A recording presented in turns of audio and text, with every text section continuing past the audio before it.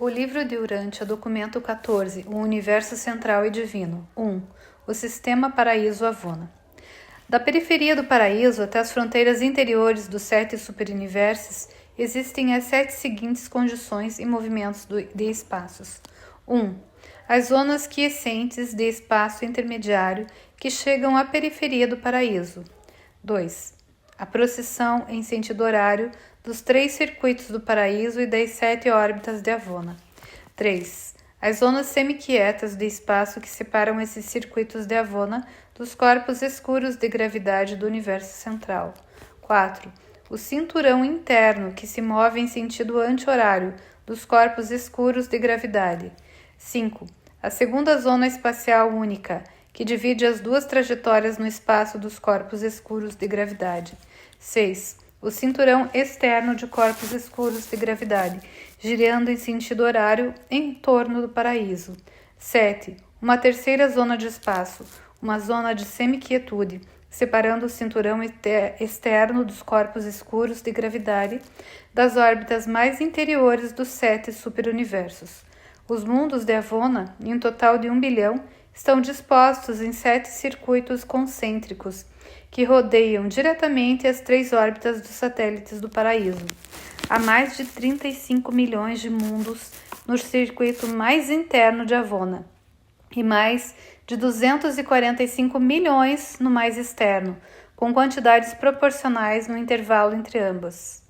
Cada circuito é diferente, mas todos são perfeitamente equilibrados e organizados com refinamento, e cada um é permeado por uma representação especializada do Espírito Infinito, um dos 7 espíritos dos circuitos. Além de outras funções, esses espíritos impessoais coordenam a condução dos assuntos celestes em cada circuito.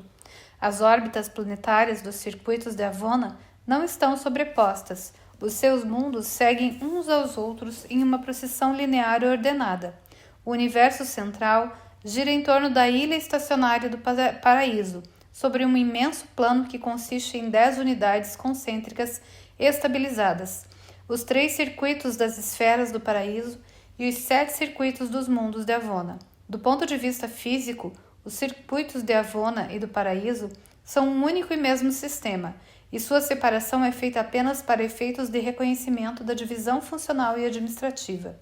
O tempo não é contado no paraíso. A sequência de eventos sucessivos é inerente ao modo de concepção daqueles que são naturais da ilha central. O tempo, no entanto, é próprio dos circuitos de Avona e dos inúmeros seres, tanto de origem celeste quanto de origem terrestre, que acontece estarem ali. Cada mundo de Avona tem a sua própria hora local, determinada pela sua órbita.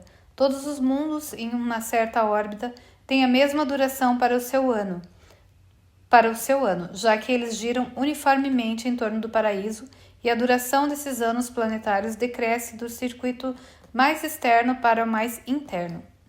Além da hora do circuito de Avona, há o dia padrão do paraíso Avona, bem como outras designações de tempo, que são determinadas nos 7 satélites do Espírito Infinito, no paraíso, e dali transmitidas. O dia padrão do paraíso Avona é baseado na duração de tempo que as moradas planetárias do primeiro circuito, ou mais interno de Avona, requerem para completar uma volta em torno da ilha do paraíso. E ainda que as suas velocidades sejam enormes devido à sua posição entre os corpos escuros de gravidade e o gigantesco paraíso, quase 1000 anos fazem-se necessários para que essas esferas completem a sua órbita. Inadvertidamente, vós lestes a verdade quando os vossos olhos pousaram sobre a afirmação de que um dia é como 1000 anos para Deus, não mais que a vigília de uma noite. Um dia do paraíso Avona é apenas 7 minutos, 3 segundos e 1/8 menos do que 1000 anos do calendário bissexto atual de Urântia. O dia do paraíso Avona é a medida padrão do tempo para os 7 superuniversos, se bem que cada um deles mantém os seus próprios padrões internos de tempo. Na periferia deste vasto universo central, bem depois do 7º cinturão dos mundos de Avona, gira um número inacreditável de enormes corpos escuros de gravidade. Essas multidões de massas escuras são inteiramente diferentes de outros corpos do espaço, sob muitos aspectos, até mesmo na sua forma, eles são diferentes.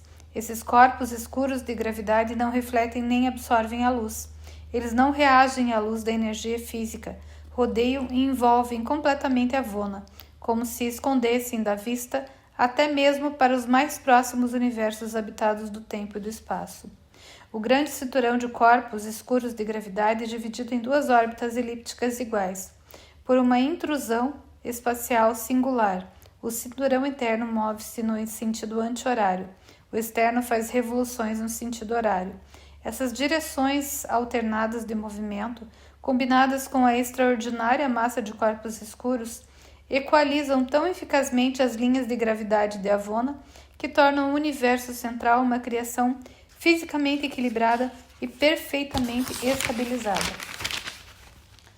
A processão interna dos corpos escuros de gravidade tem uma disposição tubular, consistindo em 3 agrupamentos circulares. Um seccionamento transversal na órbita desse circuito mostraria 3 círculos concêntricos de densidade aproximadamente igual. O circuito externo dos corpos escuros de gravidade está disposto perpendicularmente, sendo 10.000 vezes mais alto que o circuito orbital interno.